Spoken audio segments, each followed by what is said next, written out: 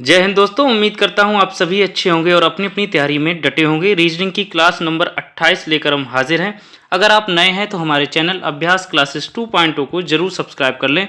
इस वीडियो में हमने महत्वपूर्ण प्रश्नों को लिया हुआ है, जिसमें सारे जो भी टॉपिक आ सकते हैं, जो भी विभिन्न परीक्षाओं में आए हुए हैं, उन्हीं को समाहित किया हुआ है। उनसे सभी टॉपिक से लगभग 1 से 2 प्रश्न लिए हुए हैं।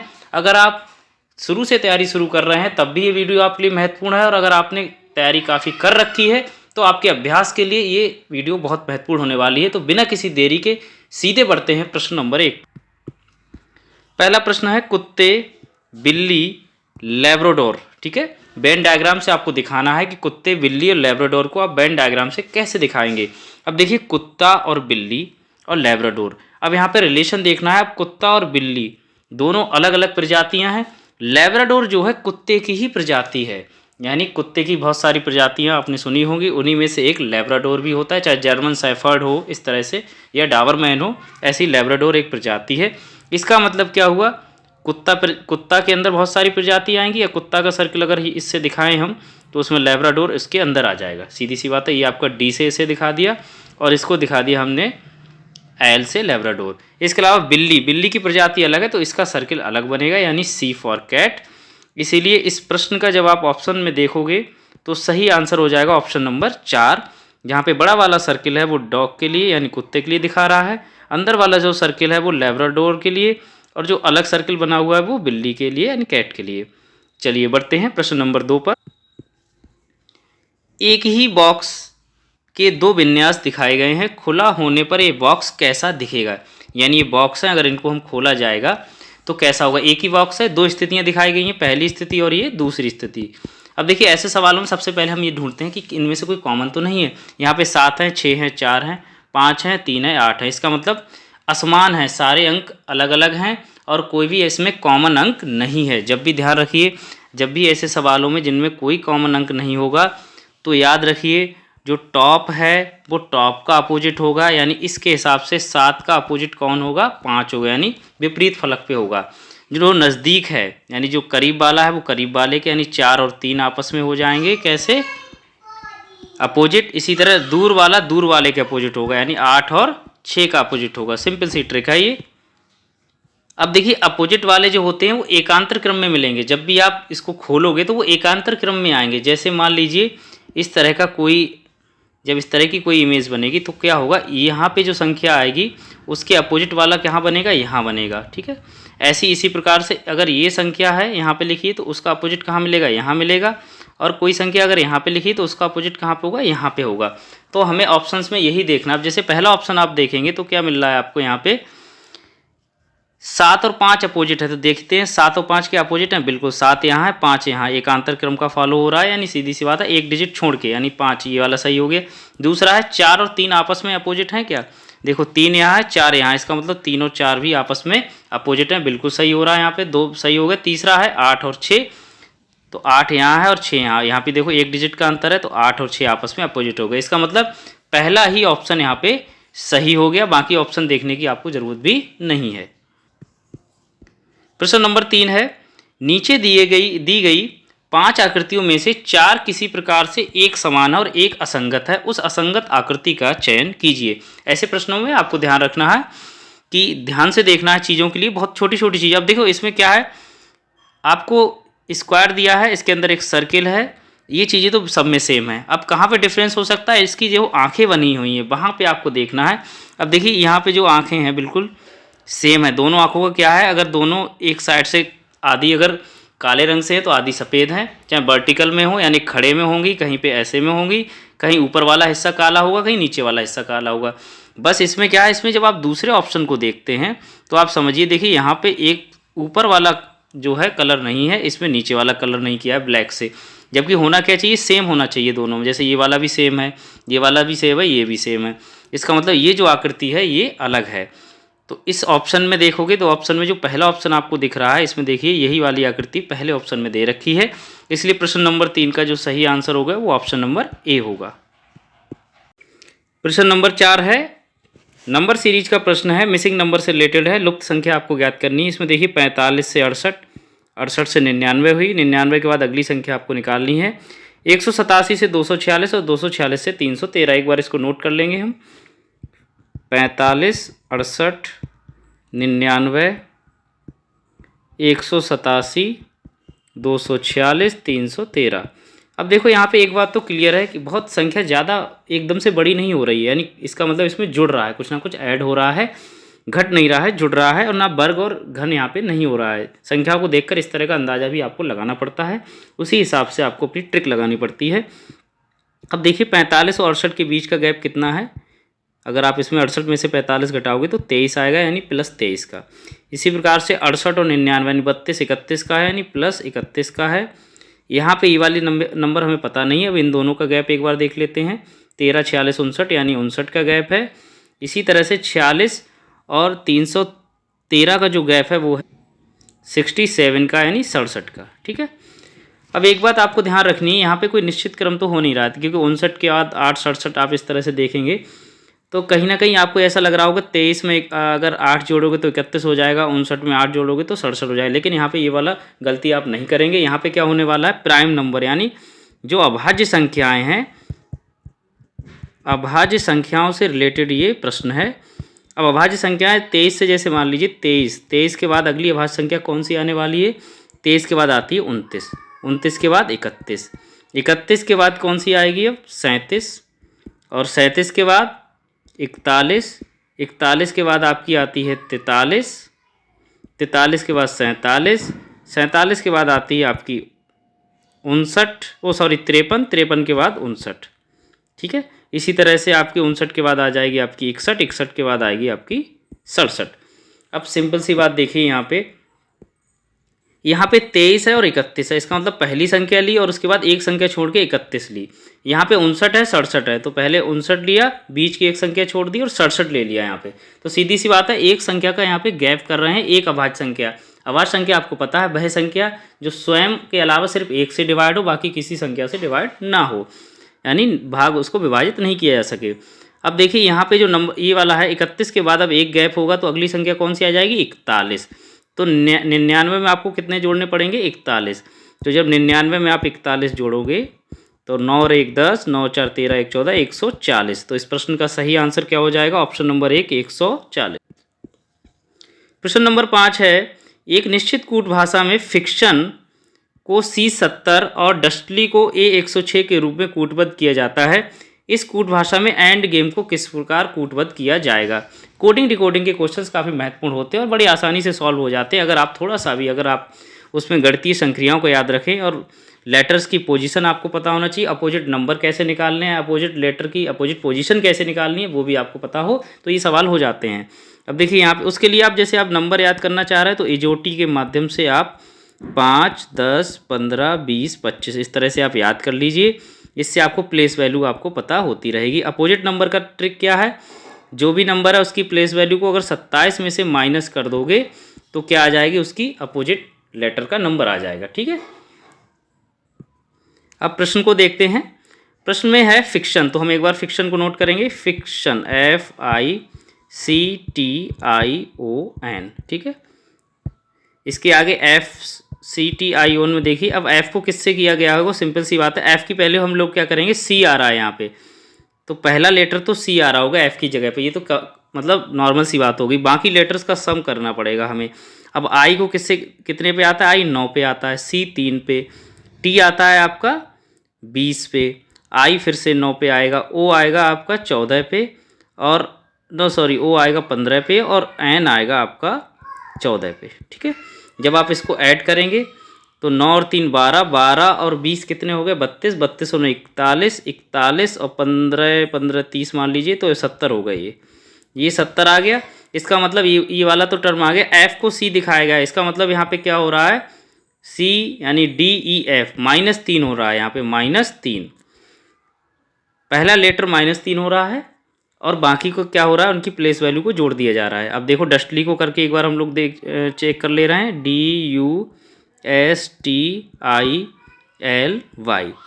अब देखिए D है, D में जब -3 करोगे तो A ही तो आएगा, -3 करोगे तो A आ जाएगा। ठीक है, अब U को किससे दिखाया गया, 21 से, S को 19 से, T को 20 से, I को 9 से, अब एल को कितने से दिखाया जाएगा, 12 से, और बाई को 25 को, ठीक है, 25 से। इनको एक बार ऐड करेंगे, 21 19 से 40 हो गए, 40 20 60, 9 69, और 69 और 12 हो गए 81, और 25 106।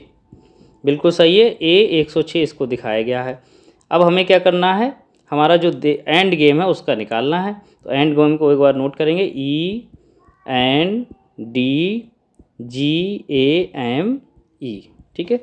अब इसमें सबसे बढ़िया चीज़ ये है कि आपको क्या है, पहले -3 कर लेना है। जैसे ही आप -3 करोगे तो यहाँ पे B आ जाएगा। जब B आ जाएगा तो ऑप्शन 3 और 4 तो एलिमिनेट हो गए, यानी या तो B 44 सही होगा या B 32 सही होगा। तो N का मान कितना होता है आपको पता है, 14, D का 4, G का होता है 7, A का 1, M का 13 और E का होता है 5। जब आप इसको ऐड करेंगे तो 13 और 5 18, 19 और 7 26, और 4 होते हैं आपके 30 और 14 44। तो आंसर क्या आ जाएगा, B44। ऑप्शन नंबर पहला इसका सही हो जाएगा, B44।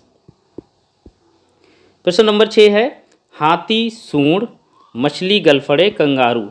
यानी जिस प्रकार हाथी की जो यूनिक पार्ट होता है, जो सबसे अलग होता है, वो होती है सूंड। इसी प्रकार मछली की खासियत होती है, उसके अंदर गलफड़े होते हैं। ऐसी कंगारू के अंदर खास बात क्या होती है आपको देखनी है। ऑप्शन दे रखे, एंटलर होता है क्या, थैली पाउच होता है, ब्लो होल होता है, या थूतन होती है। तो आपको पता है कंगारू के आगे एक थैली लटकी होती है, इसमें आप देखते हो, आप अपने बच्चे को वो बिठाता है। तो ऑप्शन नंबर 2 इसका सही है।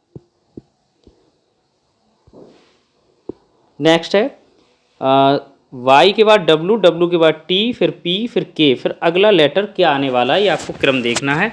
वाई, फिर डब्लू, टी, पी, के। नेक्स्ट आपको पता करना है। अब देखिए वाई और डब्लू में क्या रिलेशन है आपको देख लेना। डब्लू के बाद एक्स वाई, ठीक है, -2 हो रहा है। डब्लू और टी में क्या हो रहा है, टी के बाद यू वी डब्लू यानी -3 हो रहा है। पी और टी में देख रहे क्यू आर एस टी -4। इसी प्रकार ये भी क्या हो जाएगा, -5, क्योंकि के बाद एम एन ओ पी यानी -5। इसी प्रकार अगला क्या होगा, -6। अब -6 करने के लिए आपको पीछे लौटना पड़ेगा। तो अगर आपको दिक्कत होती है तो के का नंबर अगर आपको याद है, के आपका कितने पे आता है, 11 नंबर पे। 11 में से 6 घटाओगे तो 5 नंबर पे कौन आ जाएगा, आपको पता है 5 नंबर पे आता है ई। अगर आपने एजोटी पढ़ा है तो सीधे सीधे याद कर लोगे, 5 10 15 20 25, तो 5 नंबर पे ई आ गया। तो सही आंसर हो गया ऑप्शन नंबर 2 ई। प्रश्न नंबर 8 पजल से रिलेटेड बहुत ही महत्वपूर्ण प्रश्न है। V W X Y Z और ए 6 गायक हैं जिनके संगीत कार्यक्रम एक ही महीने के अलग अलग दिनों में होते हैं, जो कि 12 14 16 21 25 और 31 जुलाई ये इनकी डेट है, ठीक है। डब्ल्यू का कॉन्सर्ट एक्स से पहले है लेकिन 21 तारीख को नहीं है। 14 तारीख को वी का कॉन्सर्ट है, एक्स के बाद केवल ए का कॉन्सर्ट है। वाई का कॉन्सर्ट बी से पहले है। 21 जुलाई को किसका कॉन्सर्ट है। अब सबसे पहले हम एक बार ये डेट नोट कर लेते हैं जो उन्होंने बताई हैं, 12 14 16 21 25 और 31, ठीक है। अब सबसे पहले बोल रहे हैं वो डब्लू का कॉन्सर्ट एक्स से पहले है लेकिन 21 तारीख को नहीं है। ये बात सिंपल हो गई, डब्लू कॉन्सर्ट एक्स से पहले 21 को नहीं है। अब 21 में डब्लू नहीं है, ये कट कर लीजिए और ये याद रखिए कि डब्लू का कॉन्सर्ट एक्स से पहले है। ये बात यहाँ पे रोल है लेकिन यहाँ पे लिखने का कुछ नहीं है। अगला है 14 तारीख को बी का, सिंपल आ गया, 14 को बी का कॉन्सर्ट है तो 14 के नीचे हमने लिख दिया वी। एक्स के बाद केवल ए का है यानी एक्स लास्ट में है, इसका मतलब उसके बाद केवल ए का है, यानी एक्स यहाँ पे हो जाएगा, ए यहाँ पे हो जाएगा, सीधी सी बात हो गई। वाई का कॉन्सर्ट बी से पहले है, वाई का जो कॉन्सर्ट है वो बी से पहले, तो वाई यहाँ आ गया। 21 जुलाई को किसका कॉन्सर्ट है। अब देखो बचा क्या आपके पास, एक तो डब्लू बचा और जेड बचा। डब्लू यहाँ हो नहीं सकता 21 को, तो डब्लू कहाँ हो जाएगा यहाँ पे 16 तारीख को। 21 को कौन होने वाला है फिर आपका जेड। अब इन्होंने पूछा यही था कि 21 को कौन सा होगा, तो जेड का होगा। तो सही आंसर हो गया ऑप्शन नंबर 1 जेड। जेड का जो कॉन्सर्ट होगा वो 21 तारीख को। प्रश्न नंबर 9 है, यदि किसी घड़ी को मेज पर इस प्रकार रखा गया है कि रात्रि 9 बजे इसकी घंटे की सुई उत्तर की ओर इशारा कर रही है, यदि वही घड़ी उसी स्थिति में रहती है तो 2 बजे मिनट की सुई किस दिशा में इंगित करेगी। अब यहाँ पे एक बार हम लोग बना लेते हैं। जैसे ये वॉच है, 9 बजे में घंटे की सुई की बात कर रहे हैं तो आपको ध्यान होना चाहिए 9 कहाँ होंगे, यहाँ होंगे, ठीक है, 9 होंगे यहाँ। ये आपका 12 का होता है, यहाँ आपका 3 और यहाँ आपका 6। अब चूंकि घंटे की सुई की बात की, जब 9 पे घंटे की सुई बिल्कुल सीध में होगी तभी 9 बजेंगे। अब देखिए यहाँ पे ये वाली जो डायरेक्शन है उसको वो बता रहे हैं उत्तर, ठीक है। ये डायरेक्शन इस हिसाब से आप पार्ट में डिवाइड कर लेंगे तो ये आपकी हो जाएगी उत्तर। अब उन्होंने कहा है 2 बजे मिनट की सुई, सिंपल सी बात है, जब पूरे 2 बज रहे होंगे तो मिनट की सुई से मतलब है, तो मिनट की सुई कहाँ होगी, पूरी ऊपर की तरफ यानी 12 की तरफ होगी मिनट की सुई। अब इस डायरेक्शन को वो पूछ रहा है ये वाली दिशा कौन सी होगी। अब देखिए यहाँ पे क्या हो रहा है, अगर आप इधर को घूम रहे हैं यानी कौन सी डायरेक्शन में जा रहे हैं, क्लॉकवाइज डायरेक्शन। हमेशा याद रखिए जब भी उत्तर से क्लॉकवाइज डायरेक्शन, देखिए यहाँ पे अब एक बार बना भी लीजिए, पूर्व पश्चिम उत्तर दक्षिण। अब यहाँ पे देखो घड़ी की दिशा में जब आप यहाँ से इधर को चलोगे तो कौन सी दिशा अगली आएगी, पूरब दिशा आएगी। अगर विपरीत दिशा में चलते घड़ी की तो कौन सी दिशा आती, पश्चिम आती। यहाँ पे घड़ी की दिशा में ही चल रहे हो तो कौन सी दिशा यहाँ पे आएगी, पूर्व। तो यही इस प्रश्न का सही आंसर हो गया जो कि ऑप्शन नंबर 1 में दे रखा है। प्रश्न नंबर 10 है, रेखा पूरब की ओर मुंह करके खड़ी है, फिर वह 90 डिग्री दाएं मुड़ी, फिर 45 डिग्री वामावर्त दिशा में मुड़ गई, फिर 90 डिग्री दक्षिणावर्त दिशा में मुड़ गई। अब देखिए दक्षिणावर्त का मतलब होता है क्लॉकवाइज, याद रखिए ये है क्लॉकवाइज घड़ी की दिशा में, वामावर्त एंटी क्लॉकवाइज यानी घड़ी की विपरीत दिशा में, घड़ी जिधर चलती है उससे अपोजिट डायरेक्शन में, ठीक है। अब देखिए पूरब की ओर मुंह करके खड़ी है तो पूरब ये हो गया, पश्चिम उत्तर और ये दक्षिण, ठीक है।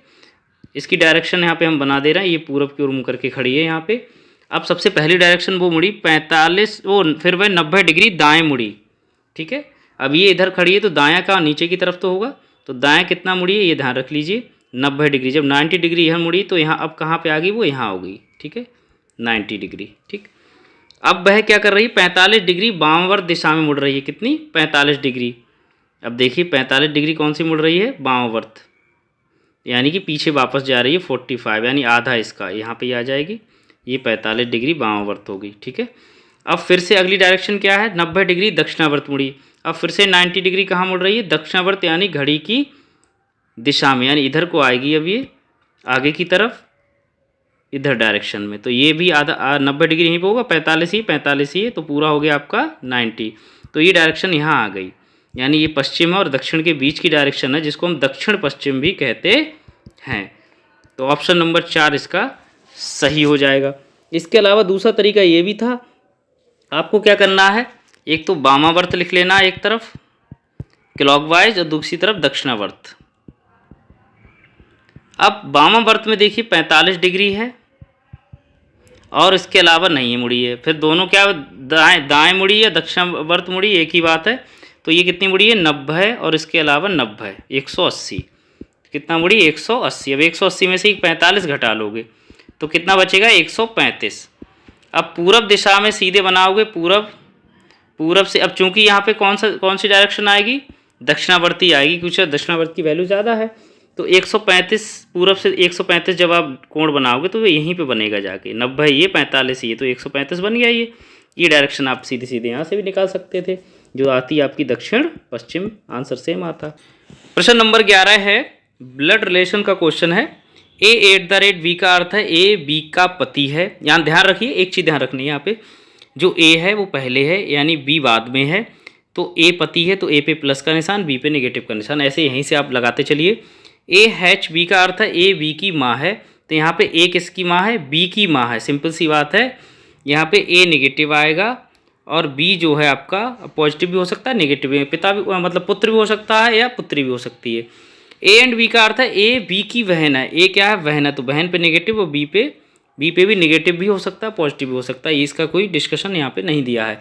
अब देखिए उपयुक्त के आधार पर यदि P@Q HR एंड S@T, अब ब्लड रिलेशन में जो प्रश्न होते हैं उनमें ध्यान रखना है, एक तो पति पत्नी, अगर पति पत्नी का रिलेशन है तो हम उसके लिए दिखाते हैं बराबर के निशान से, साथ ही पति के लिए यानी मेल होता है तो प्लस, पत्नी के लिए फीमेल के लिए नेगेटिव यानी माइनस दिखाएंगे।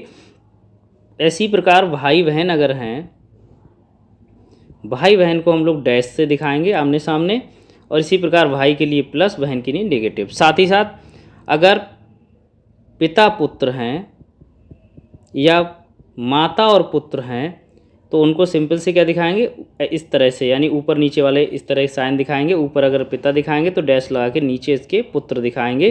पिता को प्लस से, अगर माता दे रखी है तो माइनस से, पुत्र को प्लस से, अगर पुत्री दे रखी है तो माइनस से दिखाएंगे, जिससे कि हमारा काम आसान हो जाएगा। अब इसमें देखिए ये उन्होंने एक तरह से इक्वेशन दे रखी है, इसके आधार पे आपको बताना है टी पी से किस प्रकार संबंधित है। तो हम नोट करते जाएंगे। अब सीधे सीधे पी, एट द रेट का मतलब इन्होंने सीधा सीधा कह दिया है।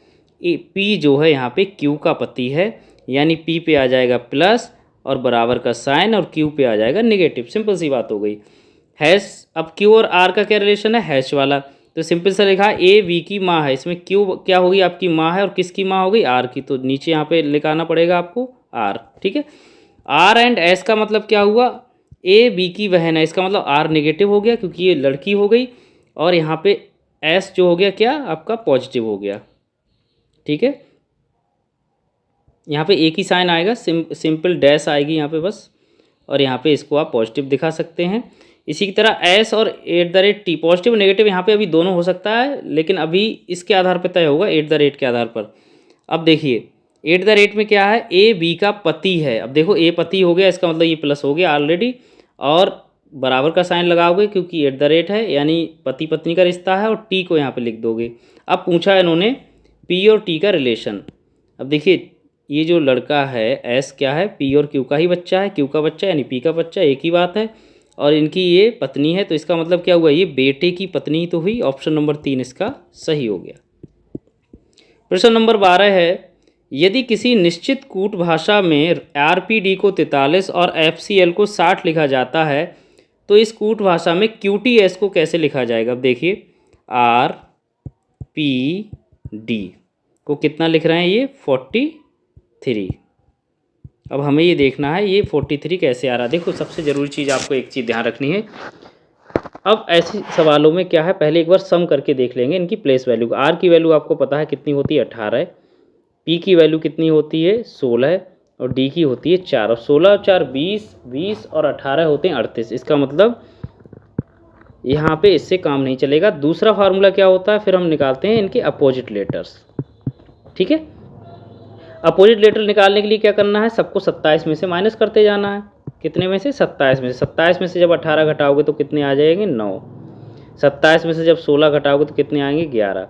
27 में से जब 4 घटाओगे तो कितने आएंगे, 23। अब देखिए 11 9 20 और 23 43 आ गया। इसका मतलब ये फार्मूला यहाँ पे काम कर रहा है। एक बार चेक कर ले रहे हैं एफसीएल को भी लिखकर, FCL।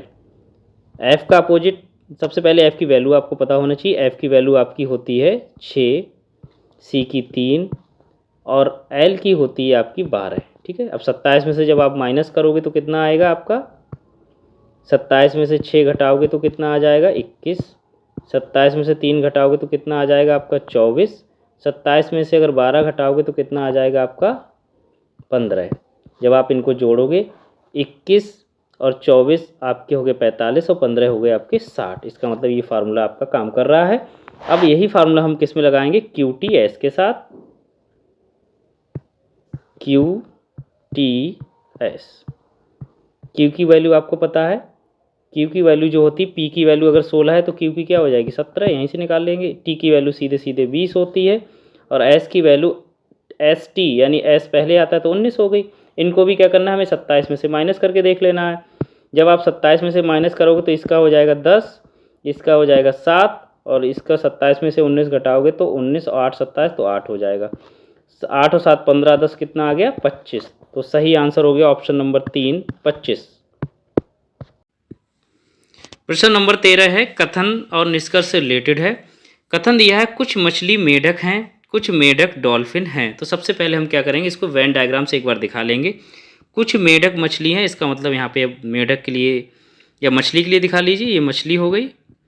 और कुछ मछली मेढक हैं तो कुछ हिस्सा इसका यहाँ पे मेढक के साथ ओवरलैप करेगा, तो यहाँ पे ये मेढक हो गया, कॉमन रहेगा। इसी प्रकार से कुछ मेढक डॉल्फिन है, तो यहाँ पे डॉल्फिन हम दिखा दे रहे हैं, ये वाला हो गया आपका डॉल्फिन। अब सीधी सी बात हो गई, निष्कर्ष आपको देखना है कुछ मछलियाँ डॉल्फिन हैं, क्या कुछ मछलियाँ डॉल्फिन हैं? अब देखो यहाँ पे ये कोई रिलेशन आपस में दे नहीं रखा है मछली और डॉल्फिन का, तो ये सिर्फ संभावना है इस चीज़ की, क्लियर दिया नहीं है लेकिन ये संभव हो सकता है। दूसरा है कोई मछली डॉल्फिन नहीं है, यानी कोई मछली डॉल्फिन नहीं है। अब देखो ये दोनों सेंटेंस क्या है, आपस में एक दूसरे से पूरक बना रहे हैं। पूरक कैसे बना रहे हैं? या तो पहला ये रिलेशन सही होगा, यानी कुछ मछली डॉल्फिन होगी, या फिर इसका जस्ट अपोजिट सही होगा, कोई मछली डॉल्फिन नहीं होगी। ऐसे प्रश्नों का जो है आंसर होगा ऑप्शन नंबर 2, या तो निष्कर्ष 1 या निष्कर्ष 2 अनुसरण करता है। ऑप्शन नंबर 2 यही इसका सही होगा। प्रश्न नंबर 14 है डी ई, इसके बाद जो ब्लैंक दे रखा है, फिर डब्ल्यू जी, फिर ई एफ, फिर G D, E F you, D F T G, इस तरह से दे रखा है। इसमें जो है फिल इन ब्लैंक्स आपको करने हैं, सही पैटर्न आपको बनाना है यहाँ पे जो इसमें दे रखा है। एक चीज़ यहाँ पे याद रखिए, ऐसे सवालों में उस पार्ट को देखना है जहाँ पे लेटर्स ज़्यादा लिखे हुए हैं। देखिए ये वाला जो पार्ट है यहाँ पे आप देखो, यहाँ से आपको एक क्रम मिल जाएगा, ये क्रम कहाँ से शुरू हो रहा है।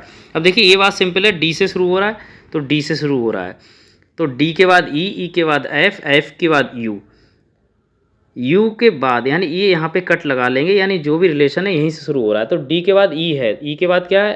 एफ है, तो यहाँ पे क्या आ जाएगा आपका? सिंपल सा एफ आ गया। फिर डब्ल्यू है, यहाँ पे यू है, यानी ये एक वर्ड है जो चेंज हो रहा है, ये लेटर सॉरी ये लेटर चेंज हो रहा है, लेकिन जी हर बार आ रहा है। इसका मतलब क्या हुआ? अगला वर्ड यहाँ पे तो जी आना ही आना चाहिए, यू के बाद जी। अब देखो जी के बाद फिर से क्या आ जाता है शुरू? डी आ जाता है, तो फिर से डी नोट कर दिया। डी के बाद ई, ई के बाद एफ। अब देखो डब्ल्यू के से पहले जो लेटर आएगा वही लेटर उससे पहले यू, यू वी डब्ल्यू, यानी यहाँ पे क्या आ जाएगा आपका? वी। सिंपल सा हो गया, वी आ गया। अब बचा क्या आपका? डी। अब डी के बाद देखो क्या है? ई, यहाँ पे ई आ गया। तो सीधा सा जो जहाँ पे पैटर्न जो बना था वो ये बना था, डी ई एफ, यहाँ पे एक लेटर आएगा वो जी आएगा। ये लेटर कौन सा होगा? -1 करके आ रहा है, जैसे पहले डब्ल्यू आया, डब्ल्यू में -1 किया तो आपका क्या आ गया? आपका वी आ गया, वी के बाद आपका आ गया यू, यू के बाद आपका आ गया टी। ठीक है, ऑप्शन में आप देख लीजिए। अब आपको एक बार नोट कर लेना है, पहला लेटर हमने लिखा था एफ, फिर लिखा था डी, फिर लिखा था वी, बी के बाद लिखा था जी, और जी के बाद लिखा है ई। तो F D B ji E, F D we जी ई, यानी ऑप्शन नंबर 2 इसका सही है। प्रश्न नंबर 15 है P Q R S T और यू एक वृत्ताकार मेज के चारों ओर केंद्र की ओर मुख करके बैठे हैं। देखिए ऐसे सवालों में जो भी बैठक व्यवस्था है उसमें हमें पूरा प्रश्न पढ़ने की ज़रूरत नहीं है। सबसे पहले ये चीज़ देख लेनी है कि केंद्र की ओर मुँह करके बैठे हैं, वृत्ताकार मेज है, किस तरह की क्या बात है, इसके अलावा कितने लोग हैं बस। तो यहाँ पे देखिए 1 2 3 4 5 6 लोग हैं और अंदर मुँह करके बैठे हैं, तो सीधे सीधे सर्किल बनाइए और 6 एरो अंदर की तरफ बना दीजिए। 1 2, ये एरो आप कहीं भी बना सकते हैं, 4 5 6, बस यही चीज़ मेन है। इसके अलावा इसमें महत्वपूर्ण चीज़ सीखने वाली ये है कि एक तो लेफ़्ट और राइट का, ठीक है, जब भी आप इधर से इधर की तरफ जाना है, सीधी सी बात है, जब भी ऐसी डायरेक्शन में आप जाएंगे तो ये आपका होगा हमेशा राइट, और ये जो डायरेक्शन होगी वो होगी आपकी लेफ़्ट। ठीक है, सीधे से समझ लीजिए, जो भी एंटी क्लॉकवाइज होती है वो राइट होती है, क्लॉकवाइज होती है यानी घड़ी की दिशा में होती है वो लेफ़्ट होती है। ये किस कंडीशन में होता है? जब केंद्र की ओर मुख करके बैठे हों लोग, तब। ठीक है, अब हमें क्या करेंगे, प्रश्न को पढ़ेंगे और उतने ही पार्ट को सीधे सीधे करते जाएंगे। पहला उन्होंने बोला है पी यू के बाएं से दूसरे स्थान पर है। अब यू के बाएं से दूसरे, तो यू को हम लोग कहीं पे दिखा लेते हैं, मान लीजिए हमने यू यहाँ दिखाया। अब बाएं से दूसरे का मतलब बायां ये है, तो यहाँ पे 1 2 यानी 2 नंबर पे ये आ गया, तो यहाँ पे आपका हो गया P। इसके अलावा इन्होंने एक डायरेक्शन और P के लिए दी है, वो क्या है?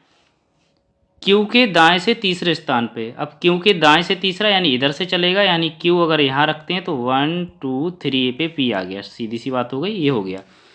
अब क्या करना है हमें? अब देखिए आर क्यू के बाएं से, अभी एक बचा है एस यू के दाएं से दूसरे स्थान पे बैठा है। अब यू के दाएं से बैठा है, याद रखिए, दाएं से दूसरा यानी इधर की साइड में, 1 नंबर पे ये, 2 नंबर पे कौन आ जाएगा? ये वाला। ठीक है, तो यहाँ पे आप क्या करेंगे, इसको दिखा देंगे आप एस को। ठीक है, ये दूसरे नंबर हो गया यू के दाएं। वही आर क्यू के बाएं से दूसरे स्थान पे बैठा है। आर क्या है, क्यू के बाएं से दूसरे स्थान पे, तो बायां कौन सा होगा, ये वाला। तो 1 नंबर पे यू है, तो 2 नंबर पे कौन हो जाएगा आपका आर। अब बचा कौन सा आपका टी बचा, टी यहाँ पे आ जाएगा, यही तो जगह बची। अब इन्होंने किस किस का पूछा, क्यू और टी दोनों का निकटतम पड़ोसी कौन है। देखो एक तो हो गया आपका टी ए है और ये है आपका क्यू है, इन दोनों का निकटतम पड़ोसी कौन सा हो गया, एस। बीच में कौन है आपका, एस ही तो है बीच में। तो सही आंसर हो गया ऑप्शन नंबर 1। आज के लिए बस इतना ही। बाकी किसी भी तरह के टॉपिक पे आप किस तरह की वीडियो चाहते हैं आप हमें कमेंट जरूर करें। आप किस चीज़ की तैयारी कर रहे हैं ये भी हमें कमेंट करें।